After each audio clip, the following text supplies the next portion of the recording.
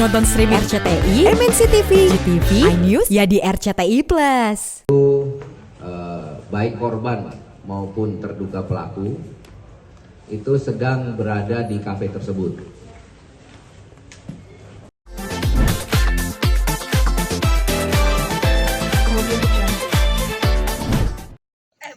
Kita jenguk Bang Dery gimana? Bang Dery, Bang Putra. Kak Septi dikit dong. Gimana Kak? Kaget nggak sih Kak Septi?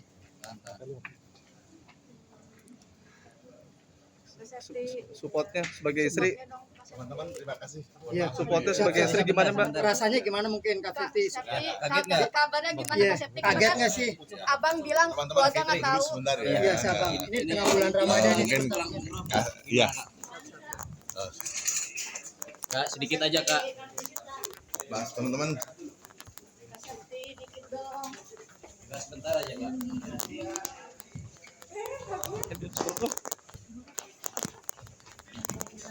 Septi tanggapannya gimana Kak Septi? Sedikit dong.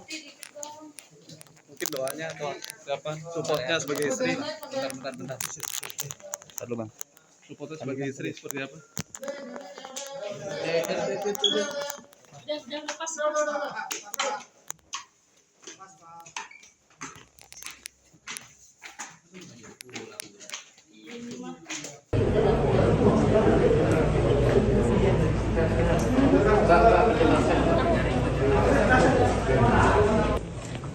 Terima kasih. Selamat pagi. Assalamualaikum warahmatullahi wabarakatuh.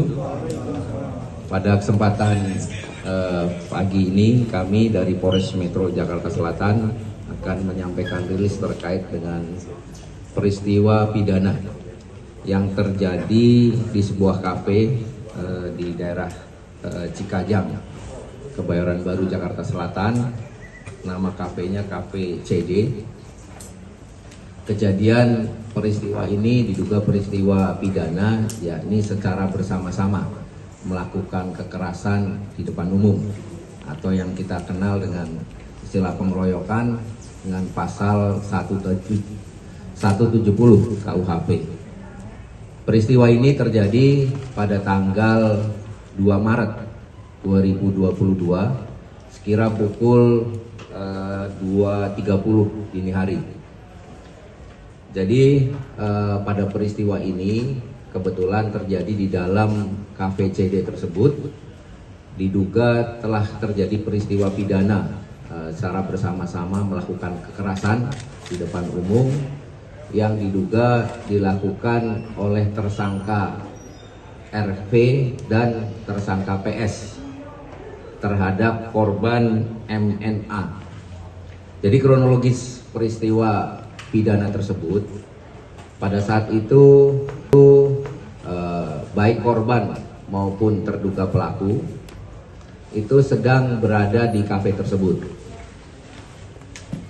Kondisinya ada yang sedang dalam keadaan minum, ya, dan kemudian peristiwa ini dipicu karena ada salah satu kawan perempuan yang ada di kelompok RV dan PS ini kemudian mendatangi ke mejanya korban MNA. Entah apa yang dibicarakan, ya ini dalam proses penyidikan yang kami lakukan.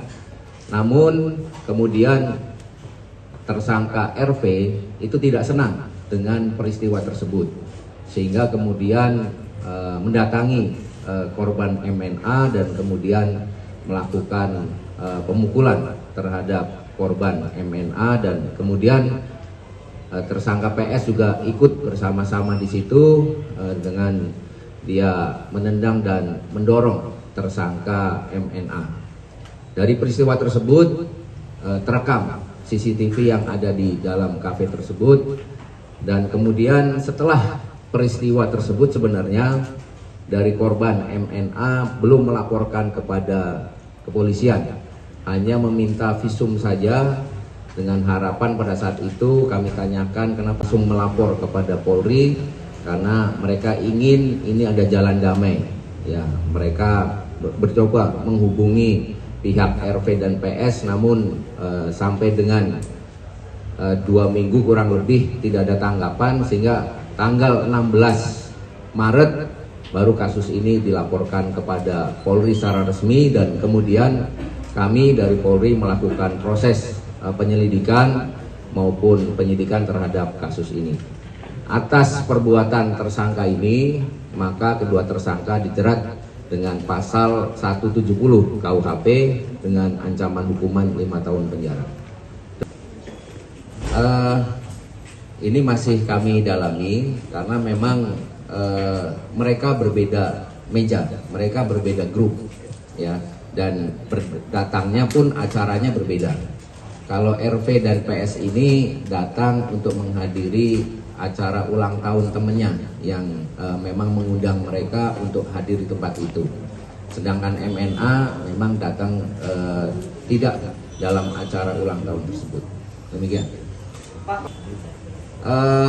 Jadi kebetulan karena peristiwanya ini tidak dilaporkan pada saat kejadian, jadi kejadian tanggal 2 kemudian dibuat laporan polisinya tanggal 16, tentunya ya kami juga sedang melakukan pendalaman, ya, karena sekali lagi pengaruh alkohol itu apalagi sudah 14 hari tentunya sudah tidak efektif, kecuali memang pada saat itu kejadian kemudian dilaporkan.